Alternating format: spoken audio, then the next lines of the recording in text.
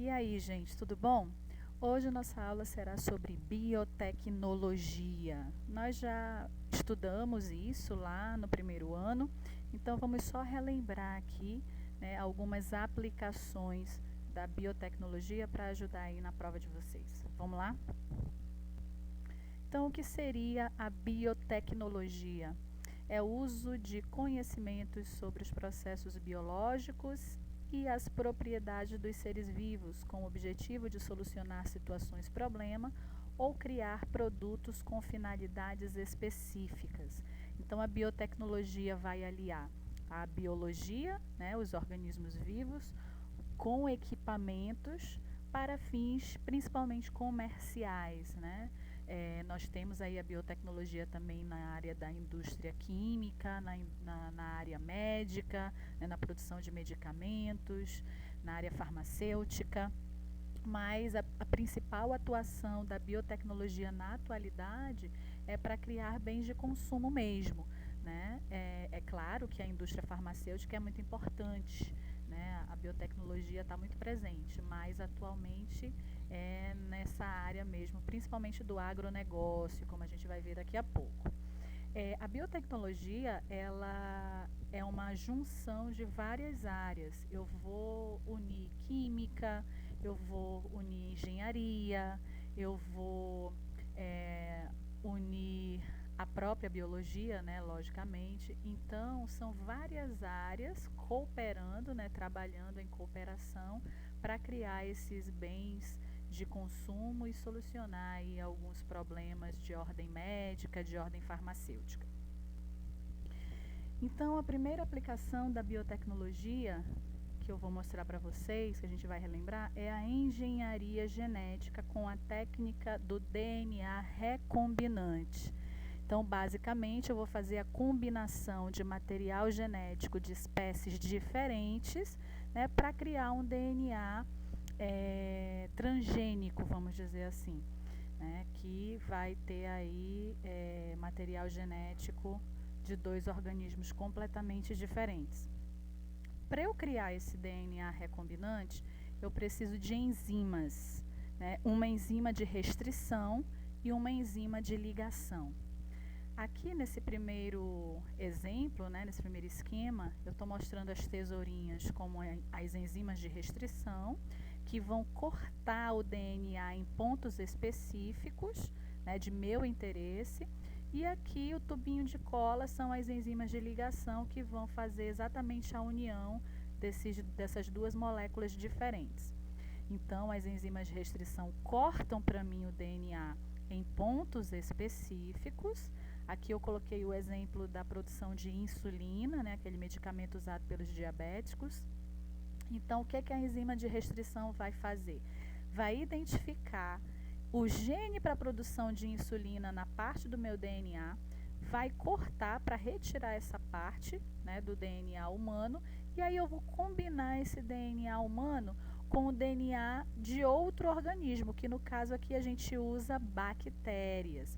Esse DNA amarelo aqui é o plasmídio, que é o DNA circular das bactérias. Por que é usado o plasmídio?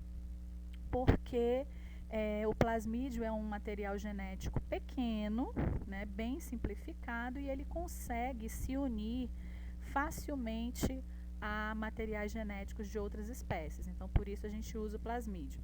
Então, eu vou retirar o plasmídio de uma bactéria, né, que contém o plasmídio, logicamente, e vou fazer essa junção, né, vou criar esse DNA recombinante aqui. Em amarelo é o plasmídio e em vermelhinho é a parte do DNA humano que contém o gene para a produção de insulina. Fiz isso, né, para unir esses dois materiais genéticos, eu uso as enzimas de ligação. Quando eu faço isso, eu já criei uma molécula de DNA recombinante. Aí o que eu faço? Eu insiro esse plasmídio recombinante na própria bactéria que o continha. E aí ela já vai ser uma bactéria geneticamente modificada. Aí tem uma coisa interessante. Eu posso criar essa molécula aqui e não transferi-la para um organismo. Então, ela é simplesmente um DNA recombinante. Quando eu pego esse DNA recombinante e introduzo em um organismo, no caso a bactéria, aí esse organismo aqui passa a ser um organismo transgênico, certo? Então, essa bactéria aqui transgênica, quando ela começar a leitura desse plasmídio, ela vai chegar na parte do gene da produção de insulina. E o que vai acontecer? Ela vai produzir insulina. E aí a gente vem aqui, retira a insulina dela e produz o medicamento. Toda vez que ela entrar em divisão celular, né, lá na divisão binária, todas as suas cópias, né, as suas células filhas, terão já o plasmídio. E aí ela também consegue transferir esse plasmídio recombinante para outras bactérias, através da conjugação. Então, essa é a técnica do DNA recombinante, que a gente usa muito na indústria farmacêutica para a produção de medicamentos. Organismos geneticamente modificados, o que a gente chama de OGMs. É aquele cujo material genético, DNA ou RNA, tenha sido modificado por qualquer técnica de engenharia genética. Então, a bactériazinha lá que recebeu o DNA recombinante já é um organismo geneticamente modificado. Na indústria, principalmente alimentícia, todos os OGMs têm que vir com esse tesão aqui marcado na embalagem, para dizer que é um produto de origem transgênica, para informar o consumidor. Aí vai da gente querer comprar ou não. Ainda é obrigatório o uso dessa identificação. No dia que não for mais obrigatório, a gente vai estar consumindo alimentos transgênicos sem saber. E aí não é legal, porque existe toda aquela polêmica em torno dos transgênicos, se faz bem ou não faz bem. Como a gente não tem ainda nenhum estudo a longo prazo, se ele faz bem ou não para a nossa saúde, essa polêmica continuará. Mas o interessante é ter, identificado nas embalagens para a gente ter o poder de escolha se vai consumir o produto transgênico ou não. As aplicações dos transgênicos são inúmeras, são infindáveis. Então, produção de medicamentos, a insulina humana, que eu já dei o exemplo, é uma aplicação de transgênicos, porque a bactéria, quando ela recebe o DNA recombinante, ela já é, então, considerada um organismo transgênico. A gente usa também para a produção de hormônios de crescimento, para a produção de vacinas, produção de plantas resistentes a pragas e herbicidas. Então, a gente vai estar alterando geneticamente essa planta para ela, quando for atacada por uma praga, por exemplo, produzir uma substância que mate essa praga. Mas e aí? Será que essa substância não vai fazer mal para a gente? Aumento da produtividade. Então, eu posso modificar geneticamente uma determinada planta para ela produzir mais frutos, e em um baixo período de tempo. Aumento no valor nutricional dos alimentos, e isso já é feito com, não isso especificamente, mas o tomate, por exemplo, todo tomate agora que a gente consome, que a gente compra no supermercado, nas grandes redes pelo menos, eles são modificados geneticamente para durarem mais, para serem mais resistentes ao tempo. Antigamente a gente comprava o tomate, ele logo estragava na geladeira. Hoje ele dura semanas. Isso porque ele já é geneticamente modificado para isso. Produção de alimentos e vacinas. Alimentos vacinas, aliás, desculpa, um tipo de alimento que aumenta a tua imunidade. Produção de frutos, sementes ou leite contendo antígenos inofensivos de parasitas que, ao serem ingeridos, estimulam a imunização do corpo. Bom, esse tipo de alimento ainda não chegou aqui no Brasil, mas seria interessante aí uma alternativa às picadinhas das agulhas. Teste de DNA. Bom, teste de DNA a gente usa em duas situações, para solucionar crimes, um crime de estupro, por exemplo, para saber quem foi o estuprador, no caso de terem vários suspeitos, e no teste de paternidade, para saber quem é o pai verdadeiro da criança. Então, esse teste consiste na coleta do material. Só um instante.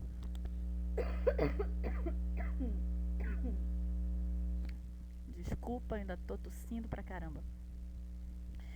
Então, consiste na coleta do material. Esse material, né, no caso do teste de paternidade, eles preferem coletar células da mucosa bucal, porque é de fácil coleta, né, e vai se estar coletando células vivas com o seu material genético intacto. Menos frequentemente eles usam células do bulbo capilar, né, no caso de ter um cabelo, só que o cabelo tem que estar com a raiz, e eles podem usar o material sangue também, mas eles preferem da mucosa bucal.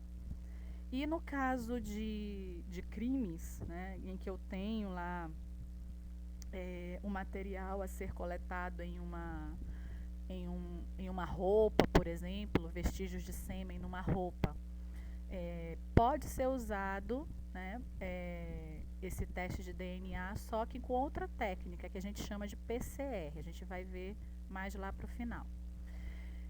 Eu vou utilizar, depois da coleta do material, né, com esse material, diversas técnicas laboratoriais, né? Eu vou ter que utilizar enzimas de restrição para cortar esse material genético em pontos específicos, e eu vou utilizar a técnica da eletroforese, que utiliza um equipamento que eu vou já mostrar para vocês. Depois de feita, né, todo esse processo laboratorial nessa máquina de eletroforese, vão ser impressos tipo umas chapas de raio-x, né, bem parecido, em que nós vamos ver bandas do DNA impressas nessa chapa, vamos dizer assim. E aí eu vou analisar essas bandas e depois tirar as minhas conclusões. Vamos lá.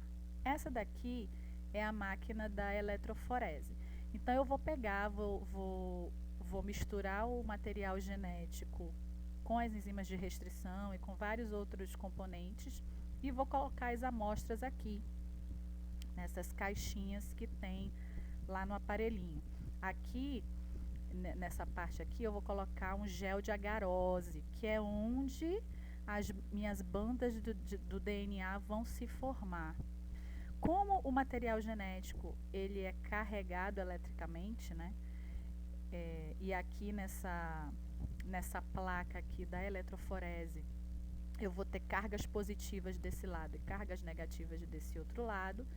Quando eu coloco o material genético aqui e ligo o aparelho, as partes do DNA que são mais carregadas negativamente, elas tendem a migrar para o polo positivo. E as cargas positivas tendem a ficar aqui mais próxima do polo negativo, né? Aqui, nesse caso, as cargas opostas se atraem. E aí, no que ocorre essa migração, vai ficando impresso aqui o que a gente chama de bandas do DNA. E são essas bandas que a gente analisa. Então, aqui a gente coloca, por exemplo, se eu quiser desvendar um crime, a amostra da vítima, a amostra do suspeito 1, do suspeito 2, do suspeito 3, do suspeito 4, né? E aí depois eu vou fazer a comparação. Então eu vou ter um resultado final como esse aqui, né? Aqui nós temos as bandas do DNA bonitinho, aí eu vou fazer a comparação dessas bandas, né, para ver o que vai bater com o que.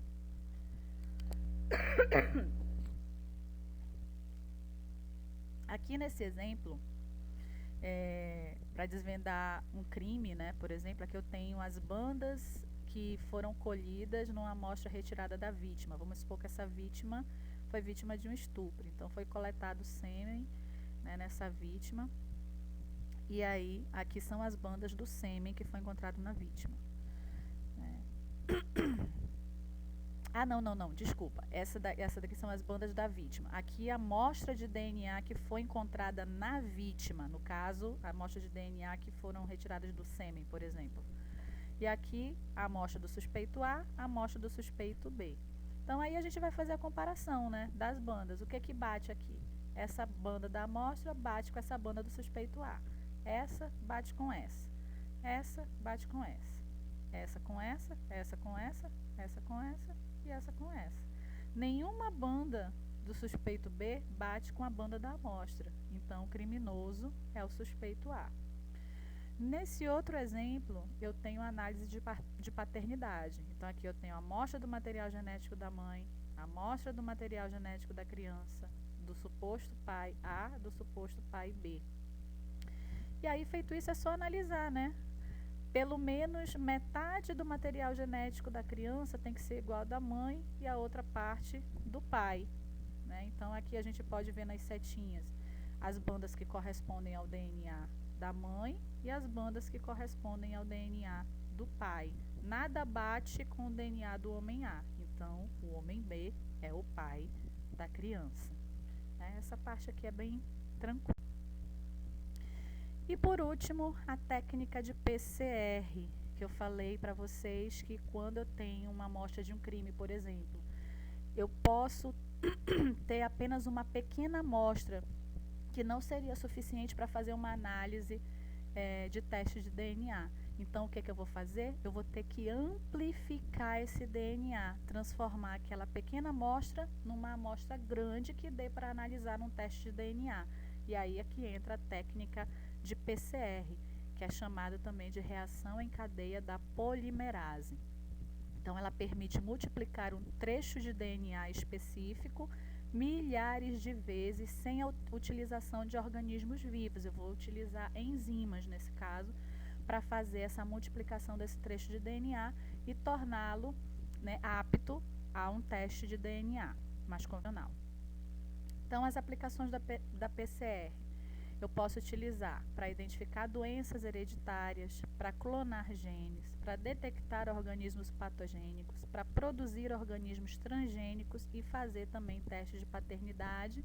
Vamos supor que o pai não quis, né, doar material de livre e espontânea vontade, mas a mãe conseguiu lá um fio de cabelo com raiz e dali daquela raiz daquele fio de cabelo eu amplifico o DNA e consigo fazer o teste de paternidade. As etapas da PCR são as seguintes, ó. Eu vou utilizar a PCR em altas temperaturas. Aí vocês vão me perguntar, pô, professora, mas as enzimas, elas atuam em temperaturas específicas, né? E a temperatura do nosso corpo é de mais ou menos 37 graus. Acima disso, as enzimas desnaturam. Exatamente. É por isso que a gente usa no PCR enzimas de bactérias extremófilas, bactérias que vivem em altas temperaturas. Mas por que tudo isso? Porque o aparelho que é utilizado para fazer o PCR trabalha com aquecimento e resfriamento do material genético. E ele aquece muito. Então, por isso eu preciso dessas enzimas que aguentam altas temperaturas. Então, primeiro, como vai chegar a temperatura a 92 graus Celsius, o que vai ocorrer? Vai ocorrer a desnaturação da cadeia de DNA. Lembra que na cadeia de DNA tem proteína? Então, se é um DNA humano, acima de 40 graus ela já começa a desnaturar. Né? Então, desnaturação das cadeias de DNA em torno de 92 graus Celsius. E aí as duas cadeias se separam com essa desnaturação. Aí eu não preciso utilizar a enzima humana para a separação dessas cadeias de DNA. Eu separo elas com a temperatura elevada. Depois disso, vai ocorrer a hibridação ou hibridização, que também é chamado de anelamento dos primers. O que são primers? São sequências de DNA que vão iniciar o processo de amplificação desse DNA. A gente chama de primers, que vão se ligar lá no iniciozinho da cadeia de DNA. Em torno de 55 graus Celsius ocorre o emparelhamento dos iniciadores a um local específico da cadeia de DNA. Então, os primers, quando chegam em 55 graus Celsius, eles emparelham com a cadeia de DNA em pontos específicos. E por último, vai ocorrer a extensão. Em torno de 72 graus Celsius, a DNA polimerase sintetiza as novas fitas de DNA complementar. E posteriormente esse ciclo se reinicia. Isso aqui vai acontecer várias e várias e várias vezes, né? Até a pessoa que está fazendo a análise do DNA achar que já é necessário a quantidade de material que ela conseguiu amplificar. Então aqui tem um esqueminha, né, mostrando como acontece a PCR. Aqui eu tenho esse curtinho aqui verde escuro, eu tenho os primers. Aqui eu tenho outro primer, né? Então aqui eu tenho a cadeia, o pedaço da cadeia de DNA que eu quero amplificar. Lembra, né, que o sentido da vida de 5 linhas para 3 linhas. Então a leitura do DNA é sempre feita no sentido 5 linhas, 3 linhas. E como uma cadeia complementar a outra vai estar de cabeça para baixo, ó.